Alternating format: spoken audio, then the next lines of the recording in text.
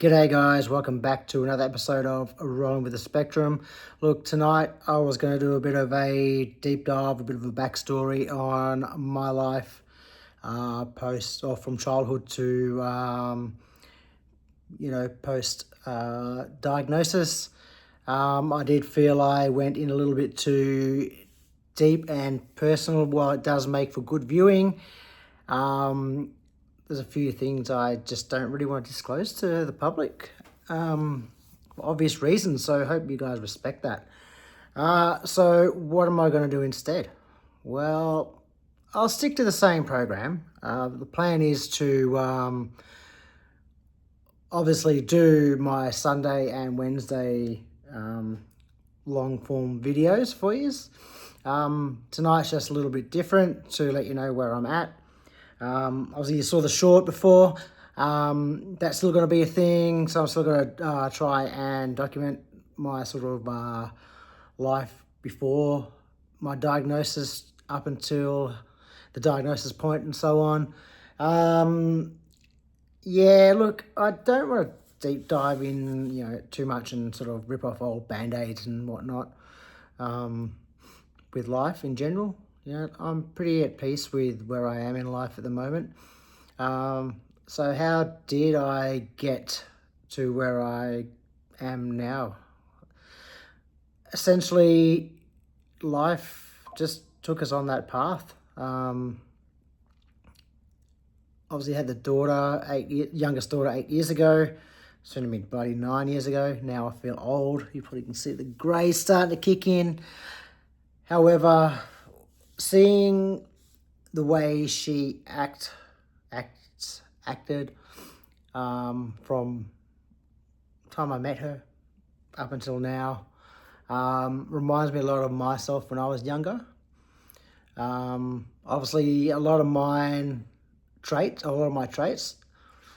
have easily gone under the radar due to a number of factors. Obviously, when mum and dad were together and dad was alive, I probably exhibited the same traits that my daughter does at the moment, or is at the moment. However, because I was the only child between those two, I had no one to basically be compared to, I guess. And obviously back in the early to mid-80s, ASD or autism wasn't really a big thing, or wasn't as popular and well documented as what it is now. So, little things, little traits and that would have gone unnoticed, essentially. So fast forward to my teen years, by then I would have learned how to mask like a boss at school and fit in with the others and so on. So for that, I probably didn't get noticed as well. I did have a younger brother when I was 13, on my dad's side with he had another partner at the time, and they had my brother. So, and then there was no jealousy between, from the birth of him. So by then I would have just been learning to mask properly and blend into the environment that I'm in. So essentially his birth didn't affect like a jealousy or my personality as such. So, then I pretty much joined I got out of school and joined an organisation then, with like-minded people doing a conservation traineeship. And because it was something I was interested in, I guess it was hidden again. Obviously, after school as a teenager, I didn't hang out with mates and stuff like that.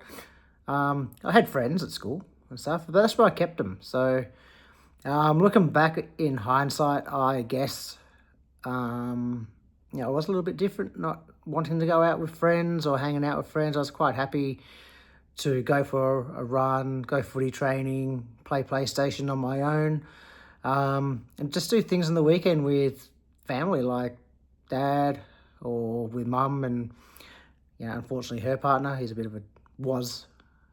no, they're not together anymore, but yeah, was a bit of a dick. So, Yeah, Paul, if you're watching, hi. But anyway, so yeah, it was a little bit different looking back in life. But that kind of made me the person that I am right now, I guess. So moving forward from that first job I had, I landed the job I'm in now for the last 24, 25 years. A lot of structure, a lot of routine in this line of work that I'm in. A lot of not thinking for myself, if that makes sense, without giving too much away. So essentially, that scaffolded my autism. Sorry, it's a bit jumpy. I'm actually holding it. I didn't put on. I got this over here. Where's my finger? There it is. That I normally put it in. Because it's a quick one tonight. A bit of background on before my diagnosis on Wednesday. Look, it's a bit jittery, so I do apologise for that, guys. Yeah, so that did mask a lot of autism traits, scaffolded a lot of inabilities in regards to autism as such. And if anything, it helped me navigate life with autism. So I can't really say it's a bad job that I'm in at the moment. I'm not having too much fun.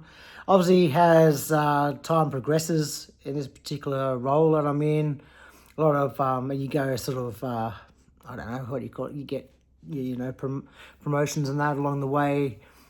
A lot of that thinking comes back on yourself. And I think that's where I was getting unstuck as an adult. So by this stage, doing a lot of thinking for myself, it was okay. It was good. I could manage that in small amounts. At this stage too, before the kids were married. The kids were born. I was married. Well, we had the oldest one before marriage. Don't tell anyone. Got married. Had the second one, and things were going along well. I was coping with work, coping with life, coping with having the kids. Probably wasn't until my breakup with my ex-wife in Darwin where we co-parented, right? So I had co-parented, and we still do co-parent really well.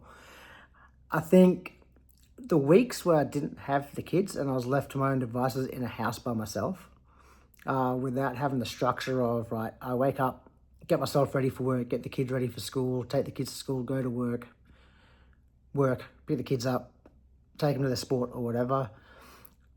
Once I sort of was left to my own devices, like, okay, she's got the kids this week, I come home and my routine's just not there, the change was there. That's when I felt the sort of me starting to fall into this downward spiral, I guess. Not in a bad way, but not in like I'm gonna, do the inevitable, which I don't get those urges at all. It's more so because I didn't have anything, no structure to force myself to be, I had no structure, essentially.